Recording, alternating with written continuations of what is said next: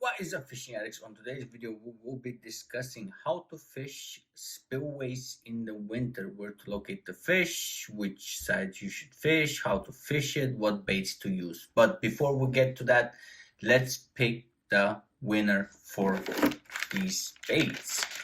And I am still waiting for the previous winner to contact me. So if he doesn't contact me by the time the winner of this baits, I'll add it to the next raffle or next giveaway, whatever you guys want to call it. So let's find out who is the next winner.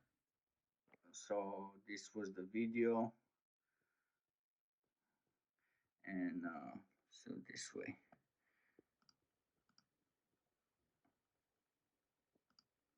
Copy, random YouTube name, picker, filter duplicate, and then include.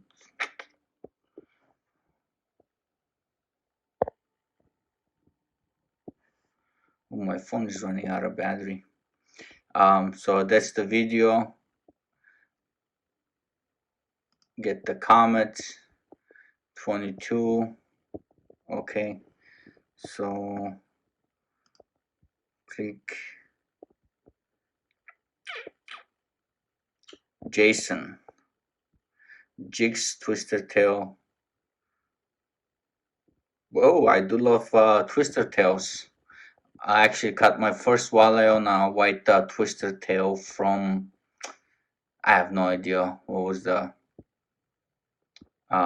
lure, but congratulations, Jason Stevens. Get with me on social media or email, and I'll get the baits shipped out to you, buddy. All right, once again, Jason, congratulations. At the end of the video, you guys will see fish catching. At least one fish will be caught, so you don't have post videos without fish. So I had a couple of guys message me about local spillways, dams, and they had issues with snagging a lot. So um, there is no avoiding lure loss on any of the dams or spillways, but you can reduce it. Let's say if you're fishing with bait baits, which right now the bait bite will be a lot better. I think the bait will outperform plastics and live bait for the most part, simply because these blade baits, they create a lot of vibration. They do not have rattles inside, which I think that's beneficial. They just create vibration. So when the water is cold, most fish are inactive. However, walleyes are more of a cold water than bass or anything else. So what they do is they'll just sit on a comfortable position near a strong current, but they'll be or any current break, or they'll snug themselves between rocks or whatever branches, somewhere where they can keep their bodies a lot warmer than anything else. And if you're passing near a walleye with a little bait like this that just has a little paddle action, then it's a very little vibration. So unless you're like real close to him, you you won't get his attention. He won't make that extra energy jump to get this bait. And as if you're passing near it with this, definitely it would wake him up. It's like you're in your car dozing off, and some teenager passes you by with their music fully blasted, and that wakes you up, right? So basically, it's the same thing. He puts out a lot of flash, and also it does have a lot of vibration. And secondly, of course, you cannot go wrong with the plastic. It will not be as productive as a blade bait on the very cold water, but and you also have a lot more opportunities to get snagged with this. So you actually have to work it very very slow, uh, and wait for the fish to inspect it and eat it. So you have to switch to natural colors, especially if you're fishing for walleye. Water is crystal clear, and with a little bit cloud, you might get lucky, and but you still natural baits will do a lot better. Well, natural colors. Um, so for the snagging part, how to avoid to snag lures. Well, you're gonna get snagged, but this is quarter ounce to a 3 inch. And let's say if I'm getting a lot snagged up a lot, what I'll do is I'll take the 3 inch plastic off, and I would put, let's say, 4 inch. So this one is damaged, but you get the idea. So I have a 4 inch plastic and on a quarter ounce jig head. So that will create a lot more drag, and it won't fall it won't get to the bottom as fast.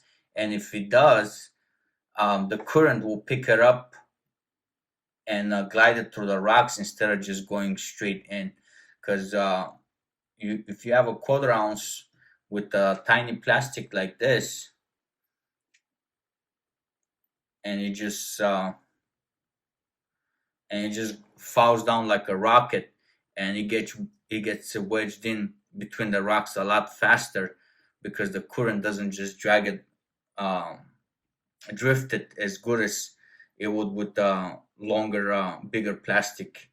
And if that doesn't help, you can switch to a 8, and you, you can switch to a 8, and you can still keep the 3 inch plastic. That will actually help out with the um, drifting. So it will still get to the bottom. The lure still will get to the bottom pretty fast, but doesn't have enough weight to dig it in. So it will still glide through the rocks for the most part. And if it gets snagged or wedged in, it won't be as bad as with the quarter or 3/8. So most of the time you will be able to pop these out with a quick snap or a couple of quick snaps. They'll just come out. And with the blade baits, you tend to get snagged a lot more, but it's a lot easier to pull them out of the rocks. And what I found out is, let's say this blade bait, this one, this one is the same size, except they're not the same weight. But we'll use them as one example. You can well, depending if you're fishing shallower part of the dam or spillway, you'll go with quarter. And what you can do is, if you're getting snagged a lot or you're not getting as good of a vibration, what I recommend is downsize the hooks. Once you downsize the hooks, you get more vibration for some reason. And when it gets snagged on the rocks or whatever, uh, it's a lot easier to pop it out with lighter hooks and smaller hooks. So on this blade bait, it's recommended to use size 6. But ow, ow, painful. It's recommended to be used size 6. I downsized it to size 8, and I noticed that I'm getting a lot more vibration, and I can swim it a lot slower and get that very strong vibration. And also I can yo-yo it a lot better without getting snagged up on the rocks. And I don't tend to miss that much fish as well. Got one in my arm. And if you're fishing a little bit of deeper water, I'll upgrade to 3/8. And if I'm getting snagged on the rocks, I'll downsize the hooks on this one as well. This one I have size 6 hooks.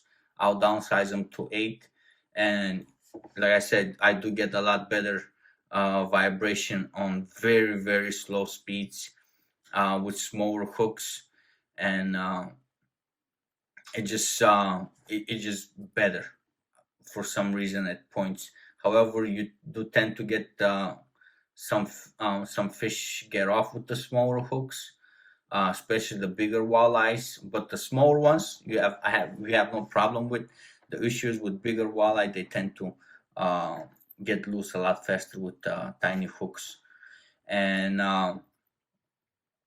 the other thing that I'll recommend is a lot of companies. Um, they'll have a split ring over here.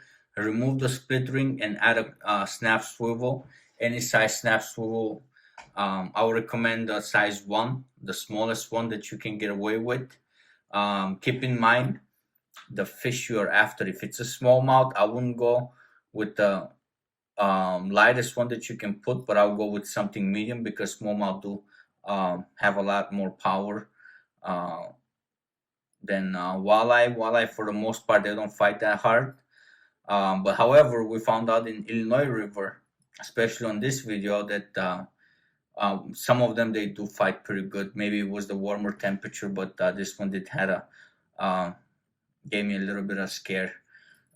So hook sizes, reduction of hook sizes do help with the action, especially on lower speeds. If you have bigger hooks or the original hooks that they're recommended for these blade baits, it's 6. I downsized it to 8, and it did help me out with snags. It's the hooks are less beefier. Well, these are actually KVD triple grips, but I did switch to just the regular mustard hooks that they don't come with um, the triple grips on this size. The smallest one I could get was 6, so I just switched to regular mustard hooks. They are razor sharp. However, they do go dull. No matter what hook brand that I've tried, after a day of fishing, and if you don't lose the lure, make sure you gotta check the hooks because you are snagging on the rocks and ripping them through the rocks. So, how would I fish them? I'll go either with quick snaps and let it fall. Slow roll it through the current. Let it drift on a slow roll. For the most part, that's how it's been working for me. I have not caught a fish yet this year on when I'm yo-yoing it, or quick snaps or short snaps. I have really tried, and they just wanted it on a roll drifting on a current, which does provide a lot of action. And like I said, these things they tend to have a lot of flash. Even though I haven't put any stickers on them, they still have a lot of flash, and I think that's what it gets their attention for the most part. And for smallmouth, small jigs, crowd style baits on the rocks. I'll pick the most north end of the spillway. That's where the most of the bass will be, because for some reason the rocks are a lot warmer over there than um, on the other ends, because maybe the sun warms it up a lot more. It has a lot more time under the sun. But as of locating the fish, they're always, for the most part, they'll be right by the faster current where there's deep water, or the riverbed. You have, like, let's say the river is hypothetical 20 feet, but there will be that section of the river that's gonna be deeper, and they're gonna be right there between the deeper side and the slow water They'll just suspend behind big rocks, and that's where I've been getting all my fish. I mapped out pretty much the river while I was waiting on Illinois fox and rock. So the fish that we always locate there are right next to the faster current. If you're fishing at night or very early morning, the bite is near the shore. I mean, if you go there at, let's say, 6, 7, 8 o'clock at night, if the weather is pretty cool, comfortable, and keep your flashlights off, and you'll find phone call. You'll find the fish that are actually right on the shore, and when you open up your flashlight, you'll see them scattered. What they're doing is they're feeding on the shad and minnows that are near shore. Um, if you go to the dam or spillway, you'll see when you're walking near the shore, you're gonna see little bait fish darting around between the rocks. That's what they're getting at middle of the night when there is no light, and they know the bait fish are near the shallow water where it was warming up all day long with the sunlight. And once the sun goes down, the heat starts rising from the rocks, and it's a lot warmer. They can feel that radiating heat from the rocks. And keep in mind, guys, heat always rises.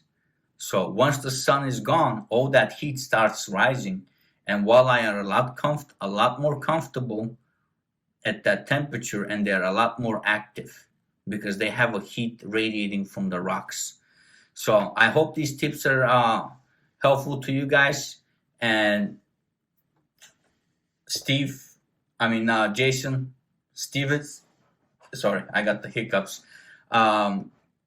Get to me with the email, or my Instagram is down below in the comments, and email. I'll get the bait shipped up to you guys. All right, guys, I think we are hooked on to a nice fish. Very nice fish. I just can't get to my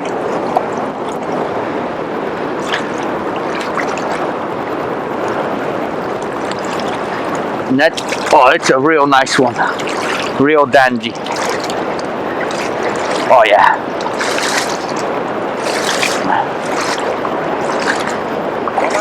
Yeah.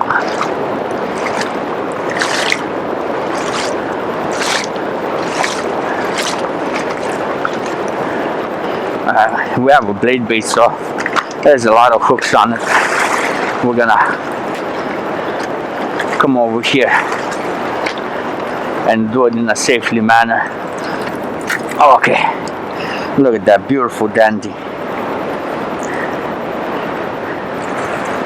Oh yeah, she wanted this. She boned it. Cold water walleyes, guys.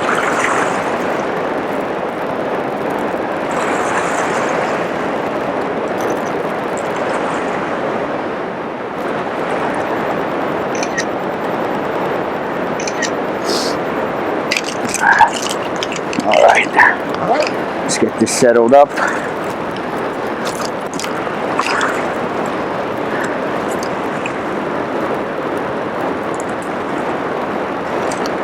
Oh man.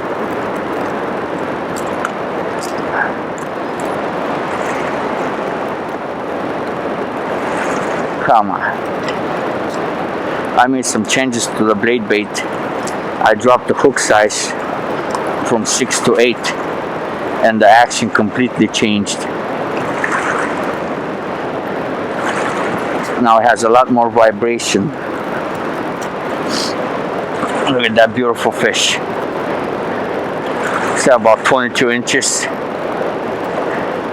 Nice.